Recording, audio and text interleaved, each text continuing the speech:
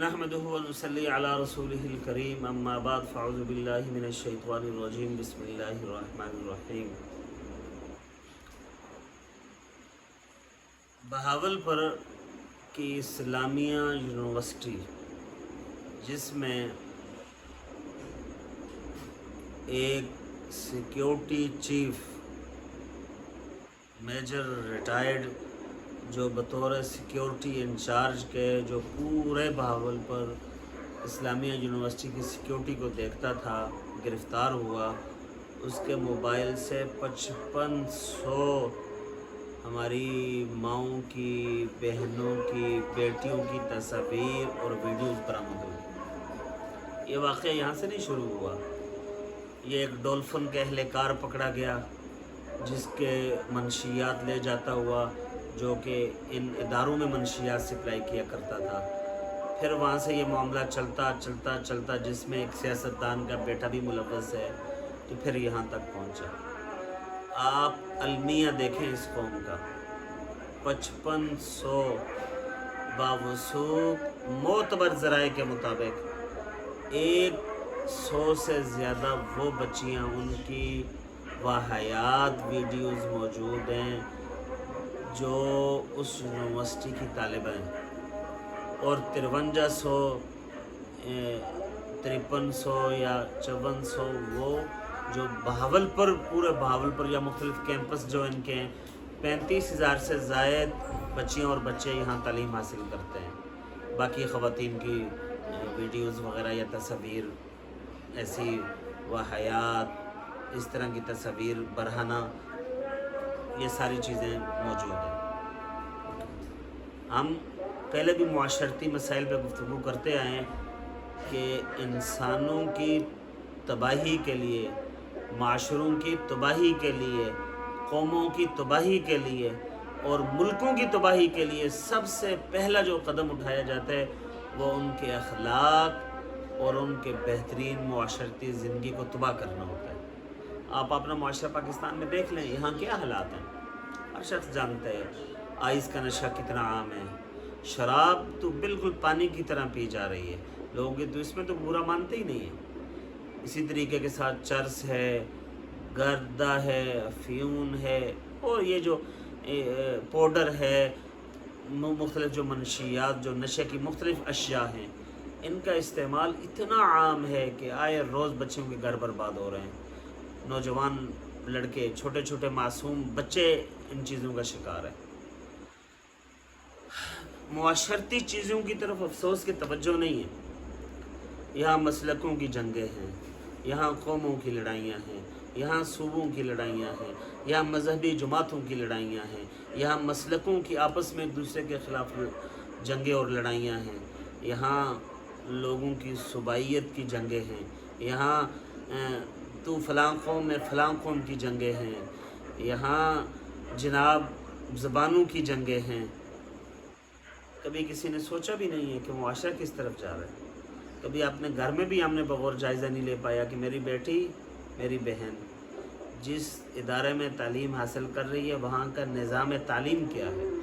یہی ایک سازش تھی لارڈ مکالے کی کہ ایسا نظام تعلیم آپ کو کو ایجوکیشن جس کو کہا جاتا ہے، جہاں مخلوط نظام تعلیم ہے، بچی اور بچہ، بچیوں کی اور بچوں کی اکٹھے نظام تعلیم، اور اس کے اثرات پھر ایسے ہی۔ کو ایجوکیشن معاشرے کو تباہ کر رہی ہے، اور یہاں معاشرہ کیا کہہ رہے، یہ اچھا نظام ہے، ہماری بچیاں بس اوپن مائنڈ کی ہیں اور بہت بہتر انداز میں یہی وہ تباہیاں تھیں جو آج بھی جاری ہیں، اور معاشرہ مزید تباہ ہو رہے۔ ہماری یہ آواز جن جن والدین تک پہنچے، اللہ کے لیے آپ اپنی بچیوں کو ایسی تعلیم سے بچائیے جس تعلیم میں آپ کی بچیوں کی عزت محفوظ نہیں ہے۔ آپ سے یہ نہیں پوچھا جائے گا آپ کی بچی نے MBA کیا، انجینئرنگ کی، آپ کی بیٹی MBBS ڈاکٹر تھی یا نہیں، یہ نہیں پوچھا جائے گا۔ یہ ضرور پوچھا جائے گا کہ آپ ان کے محافظ تھے، آپ ان کی سیکیورٹی گارڈ تھے، بطور بھائی، بطور باپ آپ نے اپنی بہنوں کی اور بیٹیوں کی کتنی کی عزت بچائی، کتنی عزت کی حفاظت کی۔ ہاسٹلوں میں بچیاں رہتی ہیں، کیا کچھ ہوتا ہے، میڈیا ساری چیزیں سامنے لے کے آتے ہیں، اور افسوس इस कौम में ज़िना इतना आम हो चुका हुआ है, इतना आम हो चुका हुआ है, इतना आम हो चुका हुआ है कि सोचा भी नहीं जा सकता। जब इस तरह के वाक़यात पेश आएंगे और इस तरह के सिलसिले चलेंगे तो क्या कौम लीडर देगी? कौन सी यहाँ फिर फातिमा आयशा जैसी पाक दामन पाक बाज फिर रह जाएंगी या पैदा होंगी?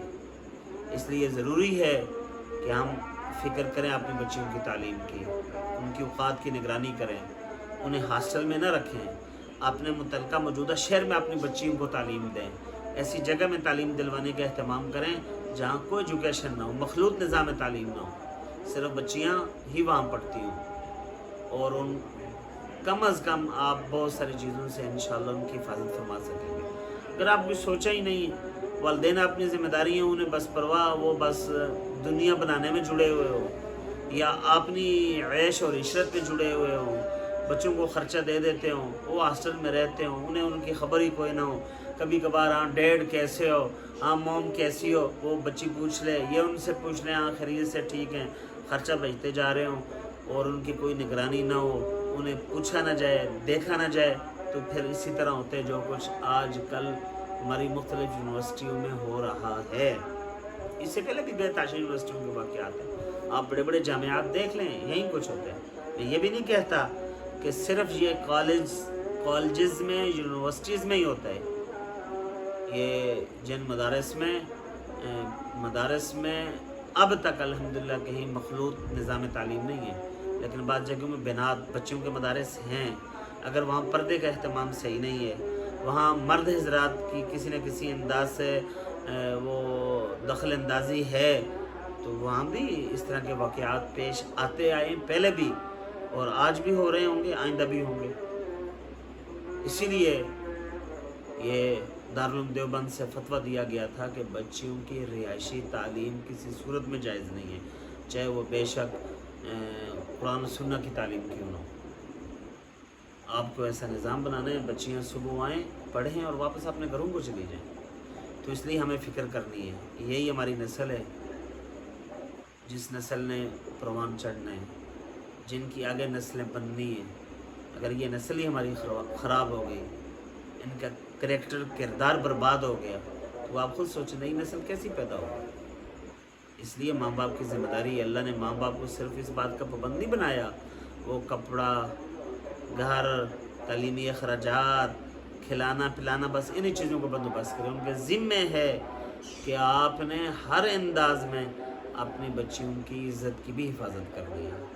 बच्चियों की इज़्ज़त की हिफाजत करें और अपने बच्चों को भी आपने गुनाहों से बचाना है।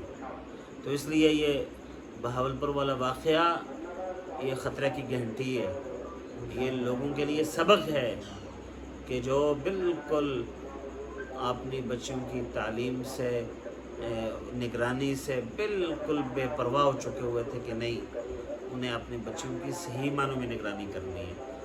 तो आपकी ज़िम्मेदारियां तब पूरी होंगी। माँ बाप का भी किरदार है।